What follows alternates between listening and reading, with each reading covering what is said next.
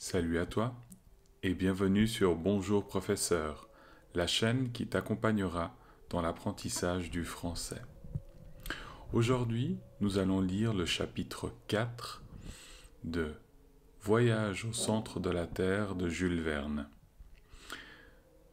La ressource utilisée provient du projet Gutenberg qui est de libre accès. Chapitre 4.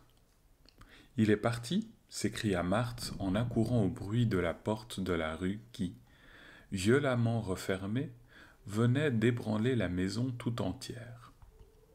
Oui, répondis-je complètement parti. Eh bien, et son dîner fit la vieille servante. Il ne dînera pas. Et son souper? Il ne soupera pas. Comment? Dit Marthe en joignant les mains. Non, bonne Marthe, il ne mangera plus ni personne dans la maison.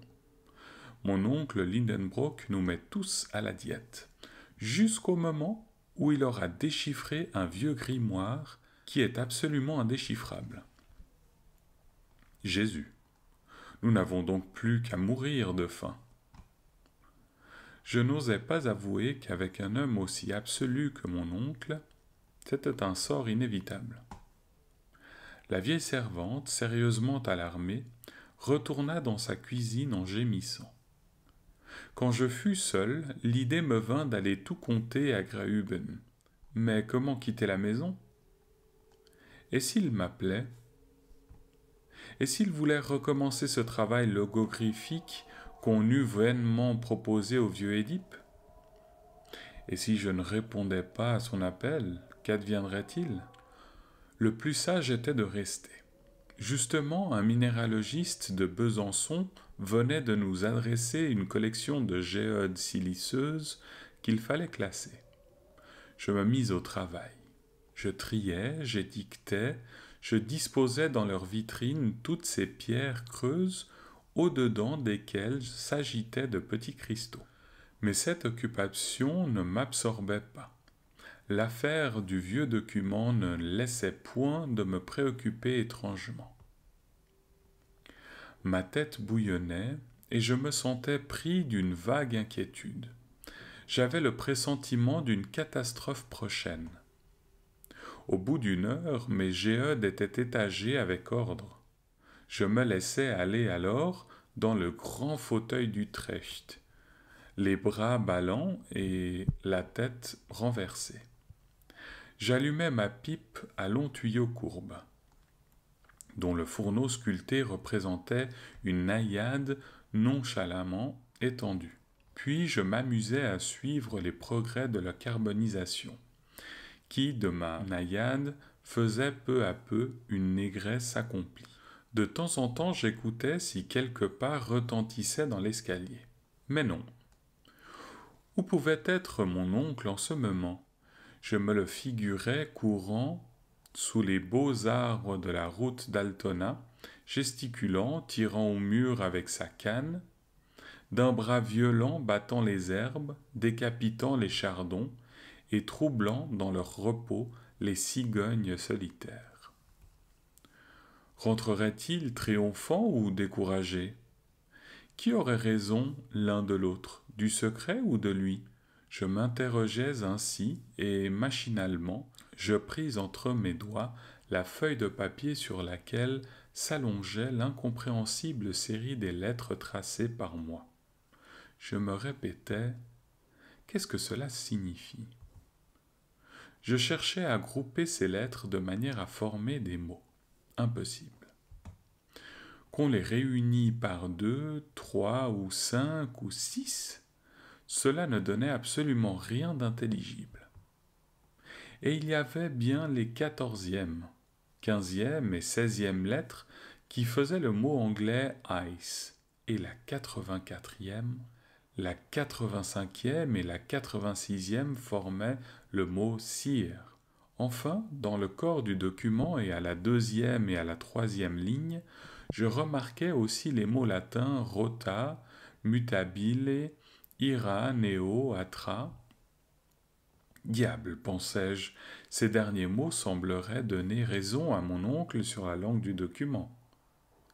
Et même à la 4e ligne, j'aperçois encore le mot Luco, qui se traduit par bois sacré. Il est vrai qu'à la 3e, on lit le mot tabiled, de tournure parfaitement hébraïque, et à la dernière, les vocables mer, arc, mer, qui sont purement français. Il y avait là de quoi perdre la tête. 4 idiomes différents dans cette phrase absurde. Quel rapport pouvait-il exister entre les mots glace, monsieur, colère, cruel, bois sacré, changeant, mer, arc ou mer?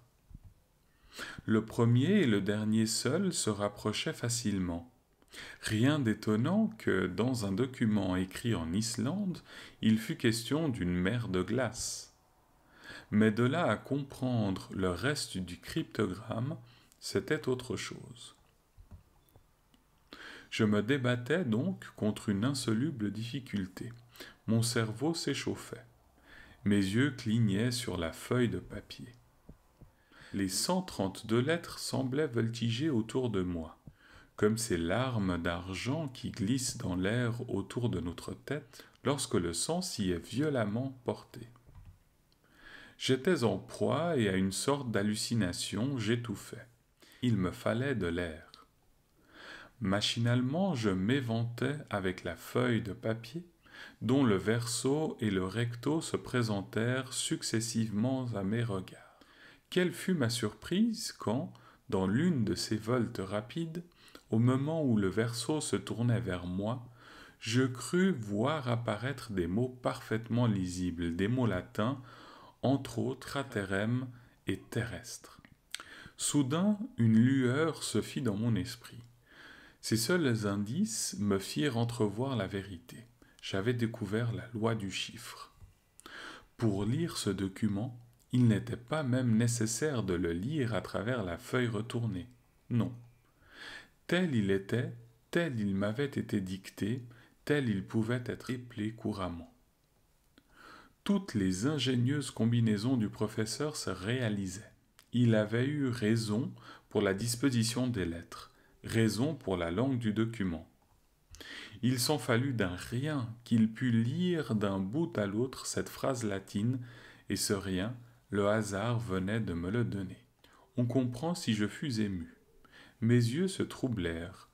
Je ne pouvais m'en servir. J'avais étalé la feuille de papier sur la table. Il me suffisait d'y jeter un regard pour devenir possesseur du secret. Enfin, je parvins à calmer mon agitation. Je disposais la loi de faire 2 fois le tour de la chambre pour apaiser mes nerfs, et je revins m'engouffrer dans le vaste fauteuil. « Lisons, m'écriai-je, après avoir refait dans mes poumons une ample provision d'air. Je me penchai sur la table, je posai mon doigt successivement sur chaque lettre, et sans m'arrêter, sans hésiter un instant, je prononçai à haute voix la phrase tout entière. Mais quelle stupéfaction, quelle terreur m'envahit! Je restai d'abord comme frappé d'un coup subit. Quoi? Ce que je venais d'apprendre s'était accompli. Un homme avait eu assez d'audace pour pénétrer. Ah! M'écriai-je en bondissant. Mais non, mon oncle ne le saura pas. Il ne manquerait plus qu'il vînt à connaître un semblable voyage. Il voudrait en goûter aussi. Rien ne pourrait l'arrêter. Un géologue si déterminé? Il partirait quand même, malgré tout, en dépit de tout. Et il m'emmènerait avec lui. Et nous n'en reviendrions pas. Jamais, jamais. J'étais dans une surexcitation difficile à peindre. Non, ce ne sera pas, dis-je avec énergie, et puisque je peux empêcher qu'une pareille idée vienne à l'esprit de mon tyran, je le ferai. À tourner et à retourner ce document, il pourrait par hasard en découvrir la clé. Détruisons-le.